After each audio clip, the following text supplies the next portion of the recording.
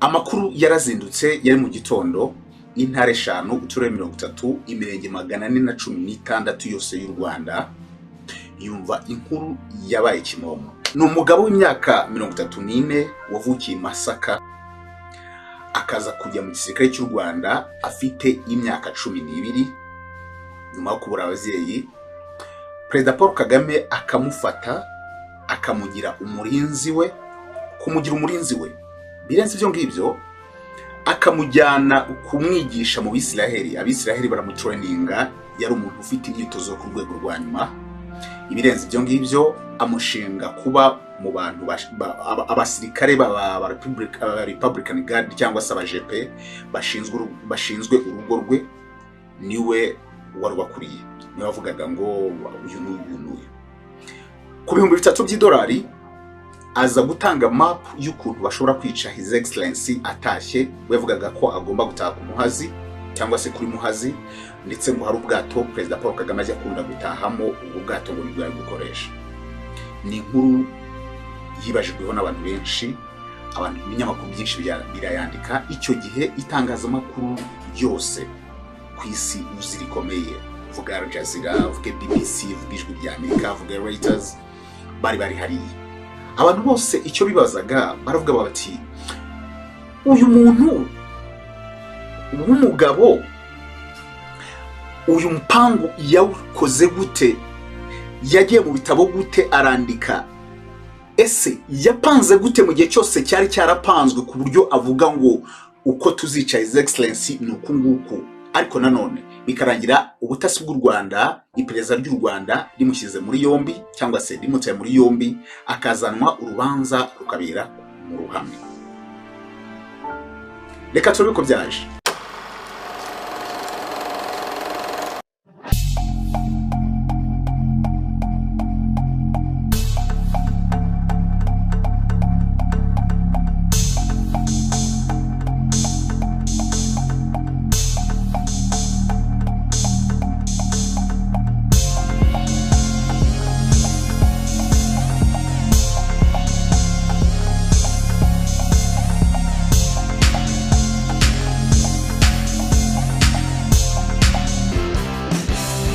Abaroma, ubu turi kuri episode ya 6 y'amateka akarishye.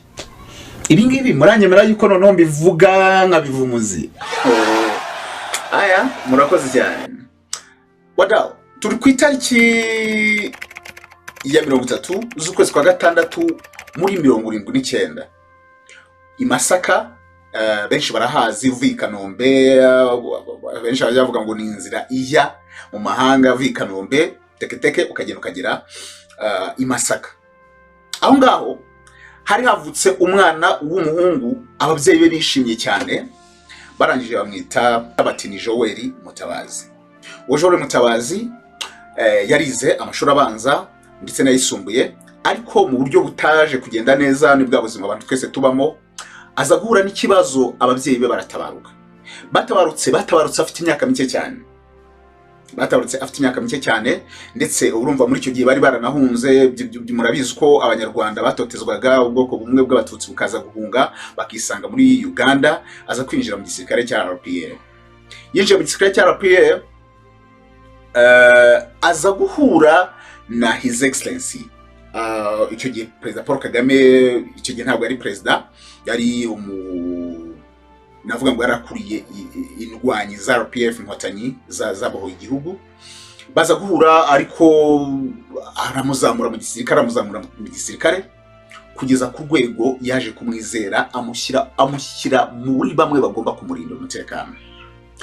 Mbere yaho gatoya, uyu musore n'abandi bari bagize itsinda ritoya barafashwe bajyanwa mu gihugu cya Israel, gukarishwa ubwenge, gukarishwa mu bintu bijyanye n'intambara, batozwa mu rwego rukomeye cyane. Baravuga ngo n'abakomando. Icyo gihe twaravuga nguriya n'umukomando, sinzi niba ibyo bintu mubyigo. Bara n'abakomando. Yenda ntabwo tuzi abana, ntabwo babazima ngo special force, tuzi ngo n'ibiki twavuga ngo nguriya n'umukomando. Uriya rero ari umukomando wagiye gutorezwa mu gihugu cya Israel.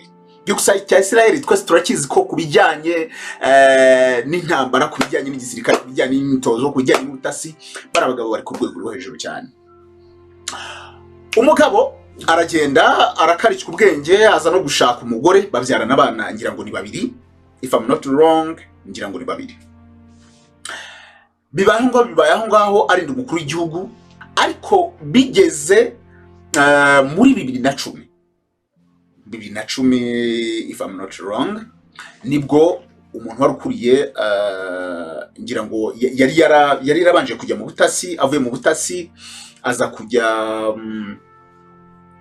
ngira ngo nabaye umugaba w'ingabo, avuye kuba umugaba w'ingabo aza kujya kuba ambasaderi, ngira ngo abaye ambasaderi mu Buhinde, ariko ahantu atanakoze, ngira ngo atanatangaga amaripoti nk'umuntu uhagarariye u Rwanda.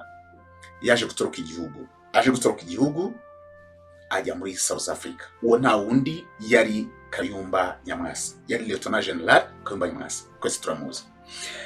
Operation ye yo nzayibabwira, ariko amaze kujya muri mbere yuko atoroka, cyangwa se kugira ngo buri muntu atoroke, nubwo yatorotse mu buryo abantu batamenye neza uko byagenze, ariko byanga bikunda hari umuntu uba wagufashije.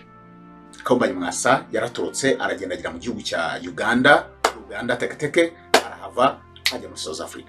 Ajya South Africa, ariko mu Rwanda byanga bikunda hari abantu bafunzwe. Muri abo bafunzwe bagafungirwa muri barracks ya Kami, harimo uwitwa Lieutenant Joel Mutabazi. Bivuga ko uyu nguyu yarafitanye isiri n'umuntu utwaye Kayumba Nyamwasa, kugeza ubwo Kayumba Nyamwasa avuye mu Rwanda. Urumva nk'umuntu ucunga His Excellency, yenda umushungira umutekano, ucunga urugo rwe n'iki byanga bikunda hari amasiri namwe abazi yenda ya gisirikare n'umuntu wabaye mu gisirikare. Kandi nanone buriya bari abantu, nubwo tuvuga ngo ntago yenda uvuga ngo harimo aba general sinzi bari full, ariko bari abantu bacunga umutekano w'umukuru w'igihugu, cyangwa se bacunga umutekano w'abantu w'abayobozi bakuru b'igihugu. Bari abantu nabo bari ku rwego rwo hejuru bro. Niwe rero wagiye ku isiri, ariko ku isiri na Kayumba Nyamwasa ava mu gihugu aragenda. Bari abahungu bageze South Africa. Icyo gihe yari ngira ngo yageze South Africa, Kayumba Nyamwasa asangayo Patrick Karegeya. Operation ye nari babwiye, ngira ngo ni ya mbere, ni amateka karishye ya mbere, muze kuyireba arahari.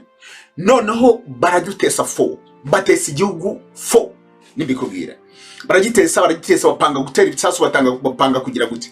Noneho bivuga ko uyu muhungu ibintu ntari sure neza yafunzwe amezi 17, ariko baje kumurekura yahise adizatinga mu gisirikare. Ndavuga Lieutenant Joel Mutabazi. Urumva baramufunze, bari kumubaza Kayumba Nyamwasa yacitse gute ibintu nk'ibyo aza kudizatinga. Kudizatinga ni biriya nababwiye ngo ni AWL, cyangwa se absent without leave. Absent without leave ni ahandi mu gisirikare niko babyita, umuntu akava mu gisirikare ariko nanone atasezerewe, nanone we ubwe atavuze ngo yenda ngo ndagiye n'iki. Babyita AWL, cyangwa se absent without leave. Nivyo Lieutenant Joel Mutabazi yari yakoze. Mutabazi ariko nk'umuntu urumva yari Lieutenant byari byose, yaje nubwo yari yadizatinze igisirikare, ntabwo yagiye gutyo gusa, yarafashe yiba akabunda gatoya, cyangwa se ka pistole, aragafata akajyana kwa uncle we i Rwamagana, hano bita muri Kabeza, ni mudugudu ngira ngo i Rwamagana, ajya kugahishayo. Agezeyo ubundi bityo nuko yasuraga uncle we n'iki aho ngaho i Rwamagana. Uncle yaraje, ubundi umwana yaragiye, yarasanzwe yisanga mu rugo kwa uncle we, yitwa Mutamba, ngira ngo Eugene Mutamba.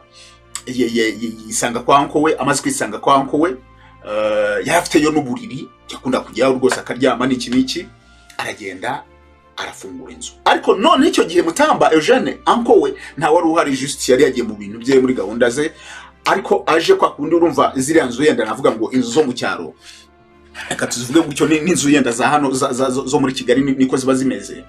Hari umuryango wa saro, hakaba n'umuryango w'inyuma, umuryango twita ngo no mu gikari. Uwo muryango uncle we aje niwe yaciyemo. Kwinjira asanga Lieutenant Joel Mutabazi yicaye muri saro, harimo rero televiziyo, nta kibazo n'iki.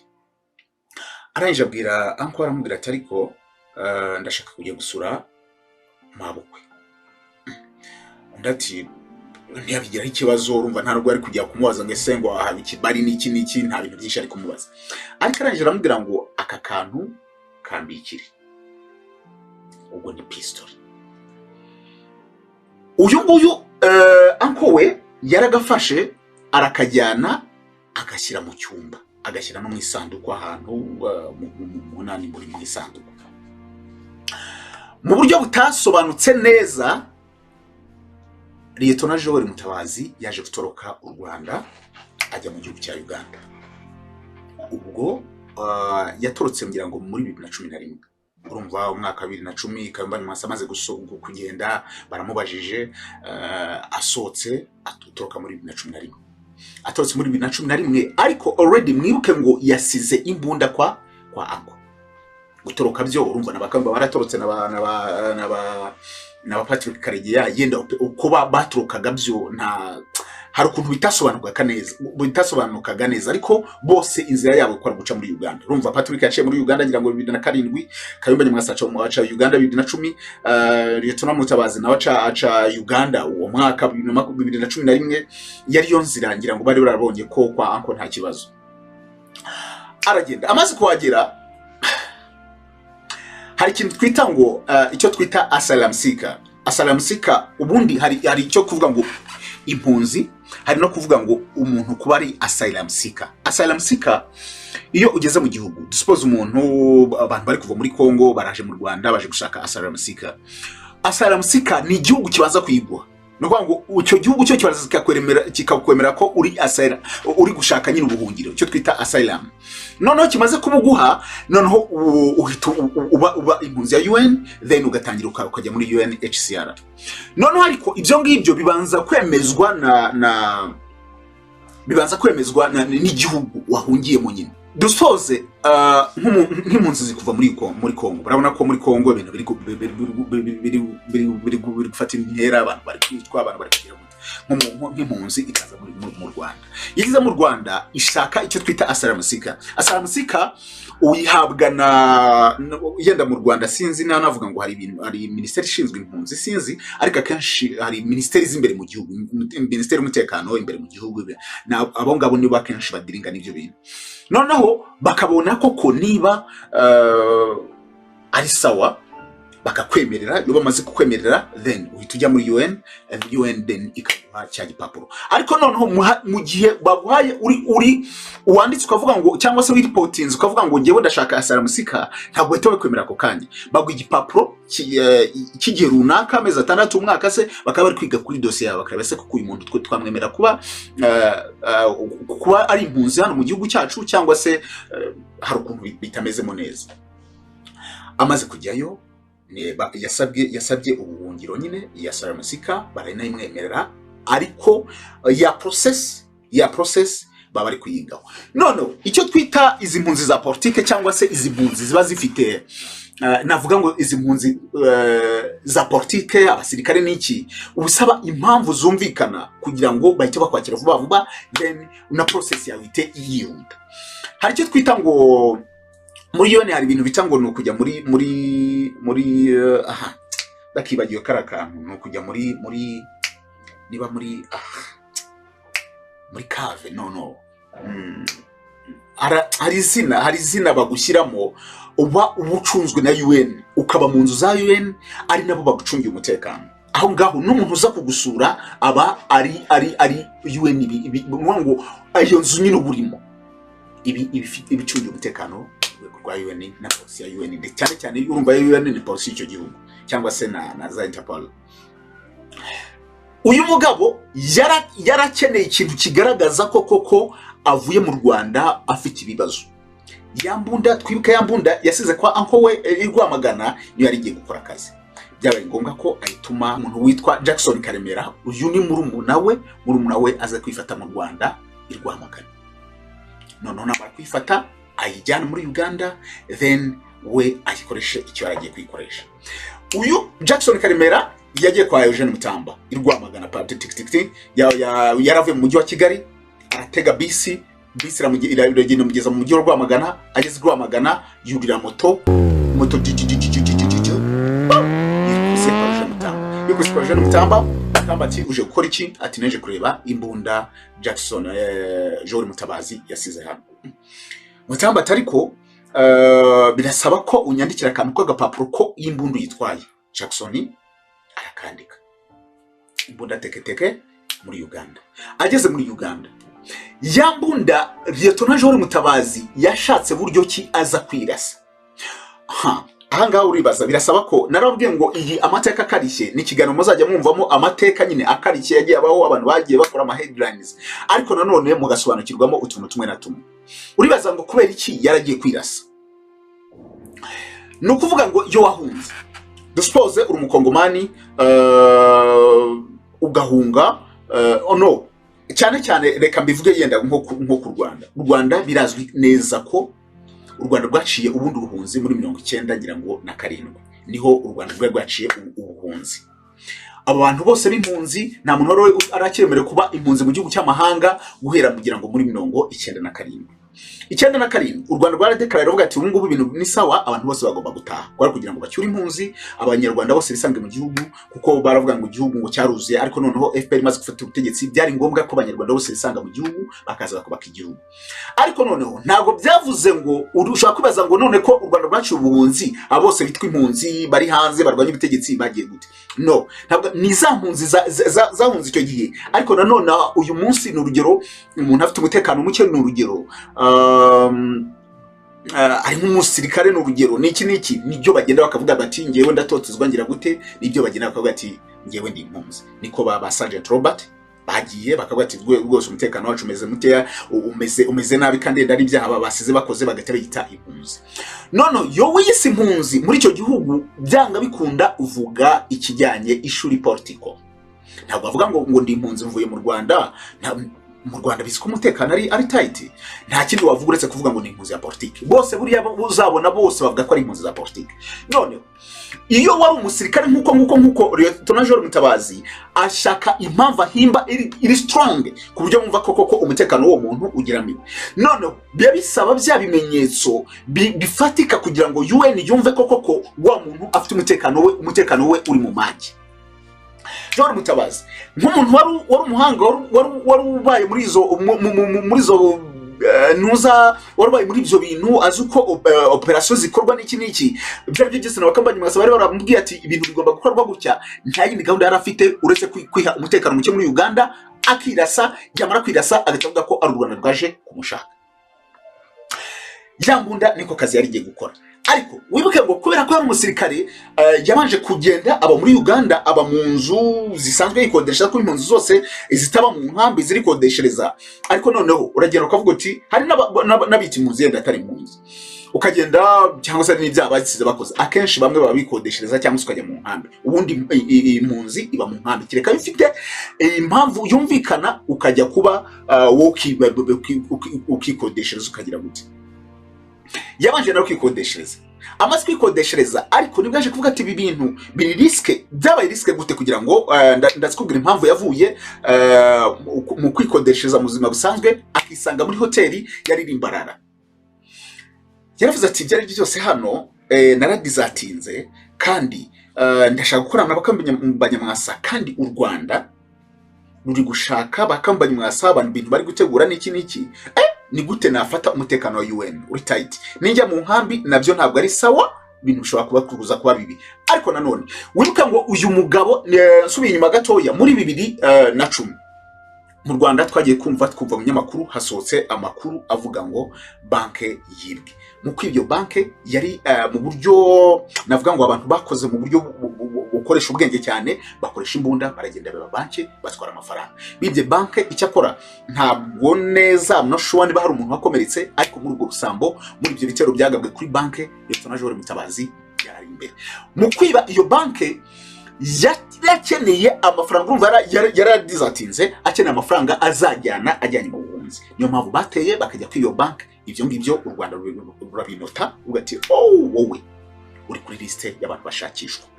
Mu kwezi kwa gatanu mu 2010 u Rwanda rwari rwasinyanye amasezerano n'igihugu cya Uganda yuko bagomba kuzajya bahana abanyabyaha. Ariko nanone birenze kuri ibyo u Rwanda na Uganda byari muri cyo twita EAPCCO cyangwa se EAPCCO.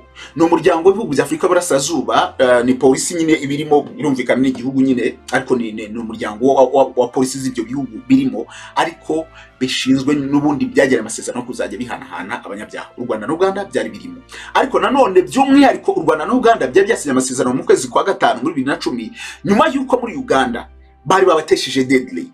Uganda bajya kumva hari haratutse, kumva hari umuntu arishwe muri Kampala.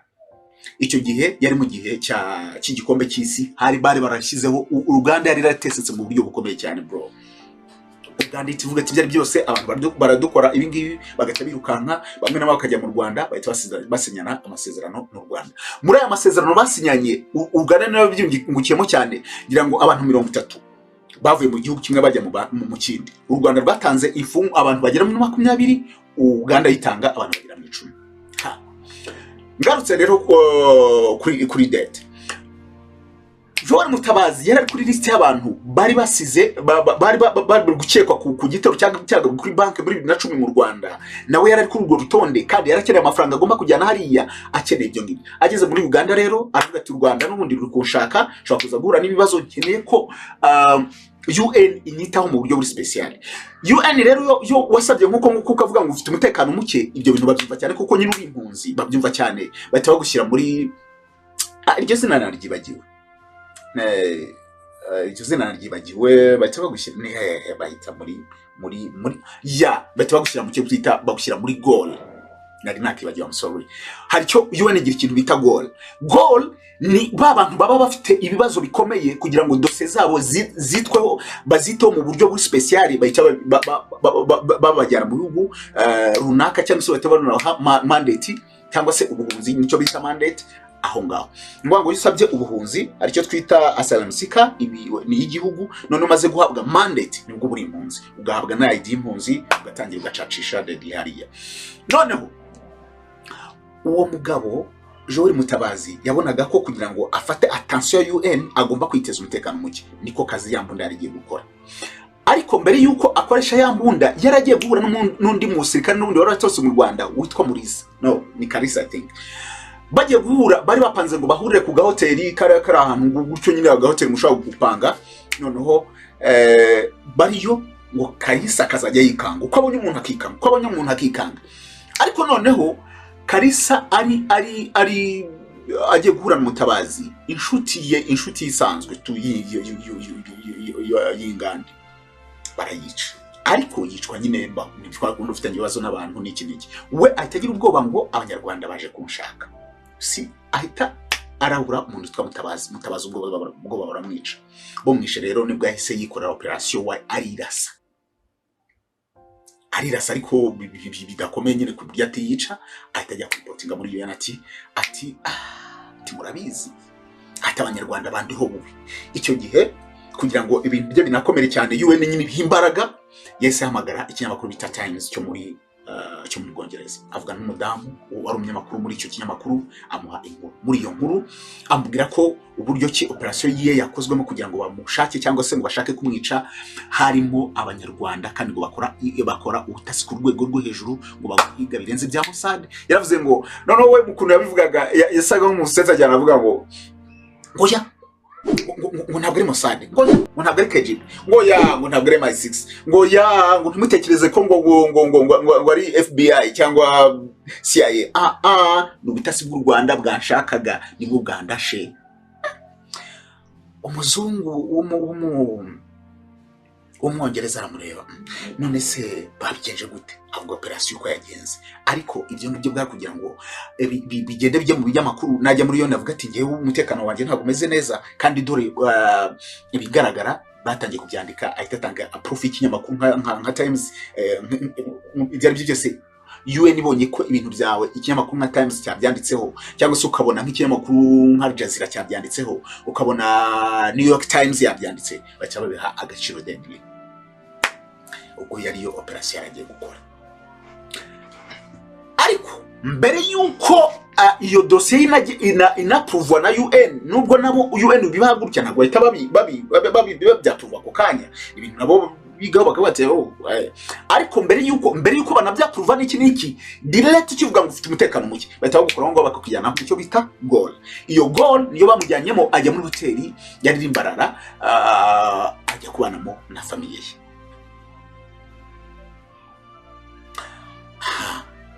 Ari rero aho ngaho niho atangiye gukora za operation avugana na Bakayumba Nyamwasa uko bazakora uko bazagenda ibintu ngibyo n'iki. Mu kubivugana baje gukora inama muri Kampala. Bamaze gukora inama muri Kampala yari irimo Joel Mutabazi, yari irimo abantu bavuye muri FDLR, yari irimo abantu bavuye muri RNC. Muri iyo nama yari irimo abantu bavuye muri RNC. Kayumba Nyamwasa yohereje abantu babiri barimo Samuel Toko, harimo na Esther Kanyile, noneho FDLR nayo yari hari hagara n'umukoloneli witwa Jean Marie. Bose baragenda bahura n'umuntu witwa Lieutenant Colonel Lieutenant Joel Mutabazi. Ariko Joel Mutabazi nawe ntabwo yari wenyine, yari kumwe no witwa Kopolo Joseph Nshimiyimana. Abo nibo bagiye mu nama, noneho batapanga rero uko bazatera muri Kigali mu mpango, noneho bari bagiye kuwunoza. Aho ngaho ari mu mpera za 2012 gutyo bapanga ko muri 2013 aribwo bazatangira gutera amabombe. No, yari mu ntangiriro za 2013 ariko bapanga ko bagomba gutera amabombe mu Rwanda. Ayo mabombe impamvu bagiye kwitera mu Rwanda muri 2013 niho hagomba kuba amatora y'abadepite. Noneho RNC ibaha bombe 150 ndetse bemerera ko izabaha ibihumbi 50 by'amadolari, ariko ako kanya bahita babaha ibihumbi 12 by'idolari. Yari amafaranga menshi bro. Ubwo rero witwa Joel Mutabazi nabatangira baha mapu y'ukuntu bakwica umukuru w'igihugu. Ukuntu bakwica umukuru w'igihugu bavuga ati yatashye bigenda gute nk'umuntu wacunze umutekano we, nk'umuntu wari ufite nk'umuntu nyine waruzi umutekano w'urugo rw'umuntu wari ushinzwe abantu bacunze urugo rwe, yarazi ibintu byose directly. Abamapi yose baravuga ati noneho gahunda yo gutera ibisasu. Umuntu agomba kuza gutera ibisasu yari uyu Kopolo Joseph Nshimiyimana. Joseph Nshimiyimana teketeke i Kigali. Iyo nama bayikoze ngira ngo ni muri Kamena muri 2013, bayikora ahantu bita Mamba Point Bar. Aho niho bari bicaye none ku itariki ya 13 Nzeri muri 2013 itsinda riyobowe na Kopolo Nshimiyimana Joseph yinjira mu Rwanda. Ku itariki ya 14 Nzeri umunsi ukurikiyeho tugiye kumva hari mu gitondo abantu bose baramukiye mu kazi muzi uko Kicukiro habameze ku isoko ryaho, hari abita muri rira soko ryari ryuze ngira ngo abantu bose bajya guhahira zazini, abantu bose barahazi hariya harashyaga twese turahazi, twajya guhaha byo kurya byo kwambara ibintu nk'ibyo byose, abantu bose bajya gushakira hariya. Tugiye kumva bombe ngo utwika, abantu bose bagira ubwoba, bamwe bariruka, bamwe batabana bariruka. Icyo gihe Kigali yari igiye mu gihe cy'agahinda, bibi cyane. Polisi iraza n'imodoka zose, abasirikare barapanuwa baravuga ati nduteye bombe, abantu bose bagwa mu kintu kimeze nk'agatangaro ati ibintu bigenze bite. Polisi iraza irareba uko bayiteye, amazu yasenyutse birumvikana. Ku munota wa nyuma polisi imaze gukora iperereza kureba uko ibintu byagenze, inkuru mbi yaje gutaha Kigali isanga umugabo witwa Yadufashije ndetse n'ababiya mbere bamaze kuva mu mwuka. Bahita bahamagara ambulance yahise iva ku ngira ngo yavuye ku Muhima, indi itiva Kicukiro, iva CHK, ziraza tatatata batashyira mu mirambo, bahamagara famiye zabo baravuga ati kubwa amahirwe makeya Yadufashije n'abiya mbere ntabwo babashije kurenga urugendo. Yari inkuru mbi cyane yateje navuga ngo umujinya. Buri muntu wese wayumvaga yagwaga mu kantu.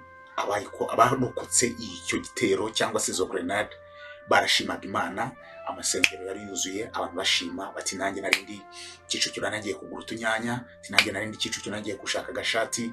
Yari imirogo, yari inkuru z'agahinda, yari amashimwe kuri buri ruhande.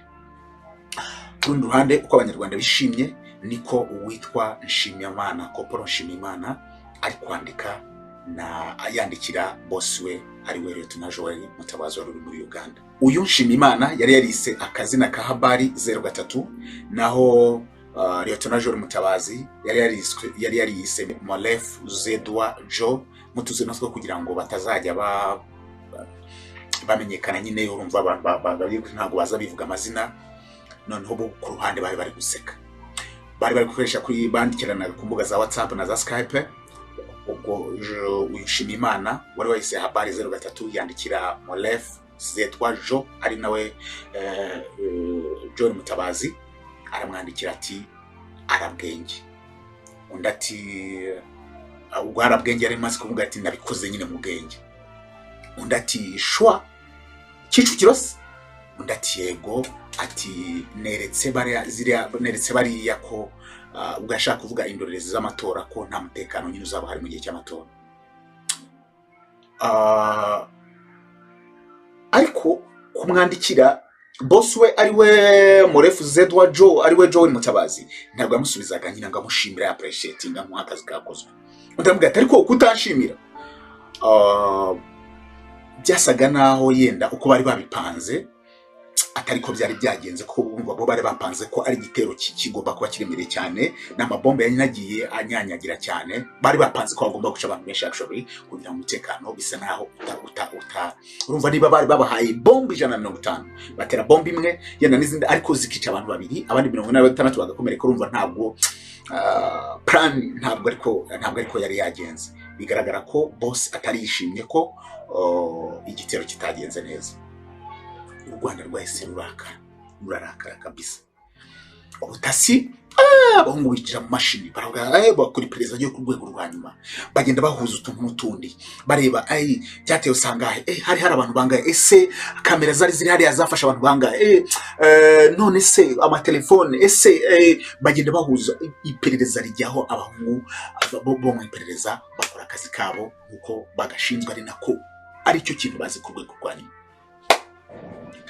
Pereza riza gusanga umuntu witwa Kayumba Nyamwasa icyo gitero yaragitemwe akaboko, baza gusanga uwitwa Joel Mutabazi agitemwe akaboko. Bacavuga ati nta yindi gahunda uretse kumusaba Uganda igahita itangira kumuta muri yombi. Ariko noneho hagati aho ngaho Uganda nayo yari yatangiye kugenda imurya isataburenge.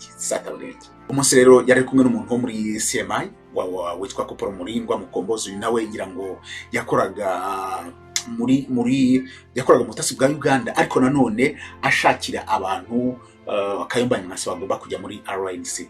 Baza gusanga rero aba bagabo bari kumwe, bahita babata muri yombi. Birumvikana ko bari bataye n'impuzu ariko itaraba approve. Bahita babafata bagiye kubafunga. Ubwo hari hagezweho ikintu cyo kuvuga ngo u Rwanda rwari rugiye gusaba Uganda bati natwe mwibuke twabaha abantu babatesheje muri 2010 mu bitero abantu bagabaga i Kampala mu gihe cya World Cup, natwe uwo mugabo turamushaka. Baramufunze iminsi mikeya, ariko birumvikana ko ibintu bisakuza n'iki ariko mu buryo abantu batamenye neza. Uganda yahise iha u Rwanda umuntu witwa Koporo, umuntu witwa Lt Joel Mutabazi ndetse na Nshimiyimana uriya wagabye ibitero mu Rwanda Joseph. Ikibazo cyari kisigaye kibazwa cyari kimeze giti.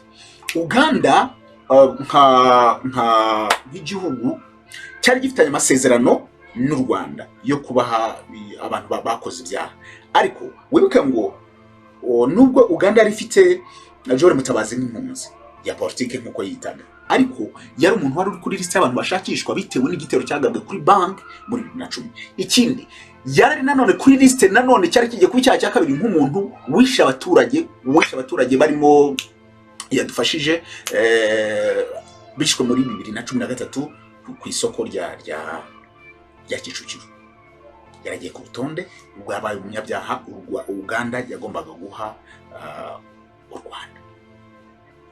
Uganda ibintu biravuga ngo sinzi banafata abantu bageze ngira ngo bafashe abantu bageze mu 8 ngira ngo barimo abapolisi bakomeye bo muri Uganda, harimo umunyarwanda ndetse n'umukongomani umwe.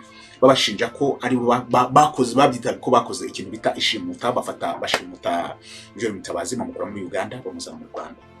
Amaze kugera mu Rwanda, urubanza rwari rurimo abantu benshi, ntabwo ari we wenyine, harimo uwo Nshimiyimana Joseph, harimo uwo murumuna we, harimo Mutamba Eugene nka anko, harimo n'abandi yari itsinda rinini cyane. Bayize mu Rwanda, ubwo bari bagiye kubona icyo twita abarundi bavuga ngo itahe yari igiye kubakubita mu gahanga. Urubanza ruratangiye, ngira ngo mpera za 2013 ruratangiye. Urubanza rwamaze ngira ngo nk'amezi nk'icyenda, ariko urubanza rwe rwabaga rumeze mu ntangiriro, we yavugaga ko ashaka ko urubanza rwe ruba mu ku Karubanda, ariko ubushinjacyaha bukavuga ko bitewe harimo ibintu by'umutekano w'igihugu ntabwo ari ngombwa, ariko nyuma rwaje no kujya ku Karubanda ngira ngo mu gihe cy'ubujurire. Uyu mugabo yaje gushinjwa na muyomba we Eugene Mutamba, aza gushinjwa na Patrick Karemera, uyu ni murumuna we. Baramushinja rwose ko yari afite imbunda, ndetse bajya no gusura kwa Mutamba mu rugo Rwamagana. Ubushinjacyaha bwafashe abangaba batatu, Karemera, Mutabazi na Eugene, barabafata teketeke babageza i Rwamagana mu nzu aho Eugene Mutamba yabaga, bajya kureba aho nyine imbunda yari yarayishe. Baragenda, Mutamba arabasobanurira, bereka aho mu munsi uko akundi nabibabwiye aho yari yicaye n'iki. Basanga koko umuhungu yari atunze intwaro mu buryo butemewe, yari yarapanze kwica umukuru w'igihugu, bateye mbese kwifatanya n'imitwe irwanya ubutegetsi kandi y'inyeshyamba, yari afite ibyaha byinshi. Icyakora abandi bo bari bafatanije muri iyo crew baje kwemera ibyaha banasaba imbabazi, ariko Joel Mutabazi ndetse na Nshimiyimana bo bakomeza kwanga ibyo, bakomeza guhakana. Urubanza rwarabaye, ngira ngo mu mpera za 2014 baza kumukatira burundu, ndetse na Nshimiyimana Joseph wa wundi wateye ibisasu muri Kicukiro. Ariko kuri Joel Mutabazi ntabwo yanyuzwe, yaje kuvuga ati rwose ngomba kujurira kugira ngo ndebe ko igihano bakingabanyiriza.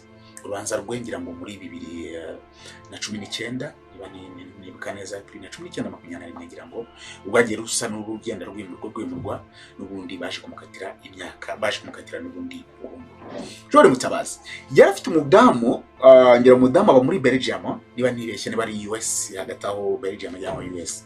Yaje kwandikira muri mpera za 2019 cyangwa muri za 2021, yaje kwandikira Perezida wa Repubulika, ndetse anavuga ku ijwi rya Amerika, atanga ikiganiro, aravuga ati rwose ndasaba imbabazi umukuru w'igihugu.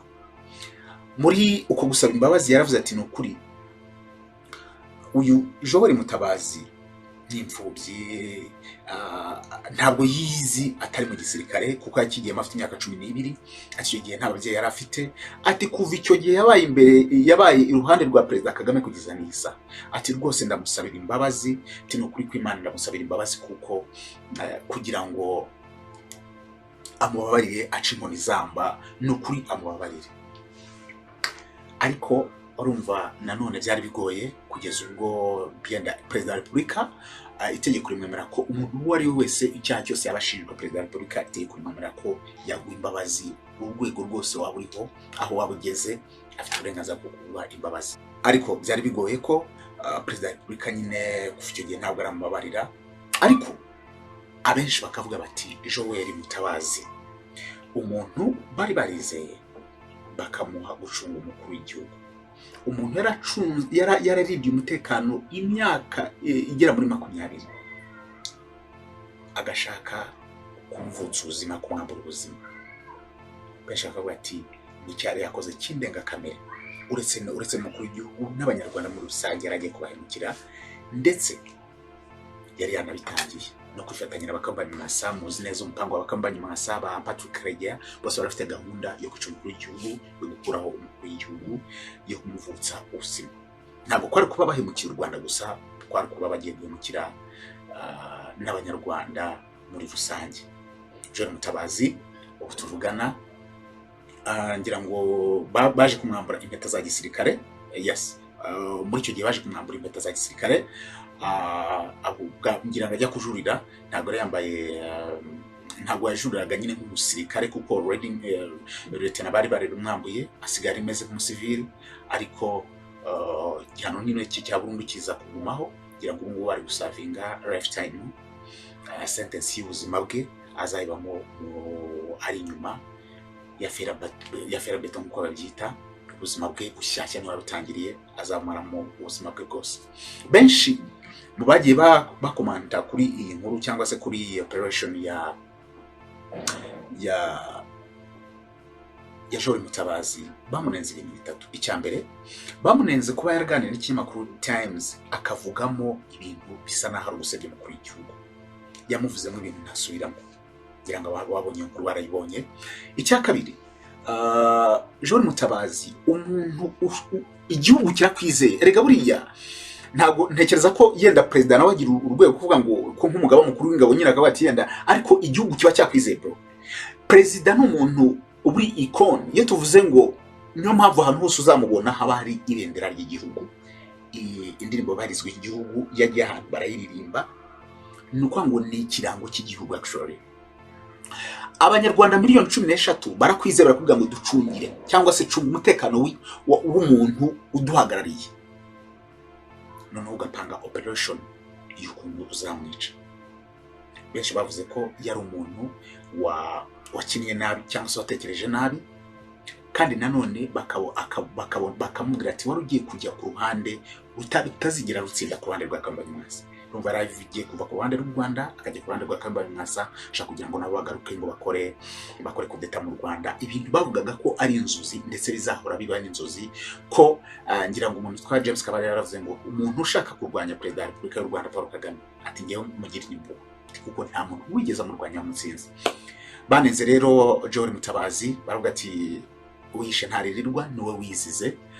Iyo za kuba ari mu Rwanda ntazizatinge ntakora utwo tuntu tumeze gutyo. Uyu munsi nawe ngira ngo abari ku rwego rwiza, abantu binjira mu gisirikare bagiye bazamurwa. Ngira ngo yenda niba muri 2010 umuntu yarashinzwe yari muri Republican Guard yaragiye kwiga, yaragiye mu banyeserari kugira ngo bamwigishe, yaragize gute akaba arashinzwe party y'abantu bashinzwe kurinda urugo rw'umukuru w'igihugu. Uyu munsi yenda banasanga ari wowe ushinzwe abajepe, yenda banasanga abari ambasaderi, yenda banasanga abari minister, yenda banasanga abameze neza bro. Abana be bameze neza, umudamu ameze neza, abana be basoma mu bigo byiza, ariko yahisemo kurya ibyihuse. 14,000 by'idolari bamuhereye muri iyo mamba n'ibihumbi 3 bari bamwijeje byo kugira ngo atange map ndetse azanica umukuru w'igihugu, akaba map y'ukuntu urumva mu ntara ushucuza urugo rwe. Baruga ati yashatse make yihuse ariko ahomba byinshi byari kuzamugira akamaro ku buzima bwe bwose. Ngiyo story itarashimishije cyane, yababaje abanyarwanda benshi. Umuntu warushinzwe kurinda umukuru w'igihugu akamurinda imyaka 20 ariko akajya kumugambanira kugira ngo bamwambure ubuzima. Yababaje abanyarwanda benshi, ariko isiga nawe ari gusavinga life sentence muri gereza z'u Rwanda ndetse bamwambura impeta zose za gisirikare. Uyu munsi anagiriwe impuhwe Perezida wa Repubulika y'u Rwanda akamusohora akamubabarira, yaza mu civili nkatwe twese agatangira ubuzima. Hari abana be bazahora babishinja icyaha cyangwa se bari gwitse bavuga ngo papa hemukiye igihugu.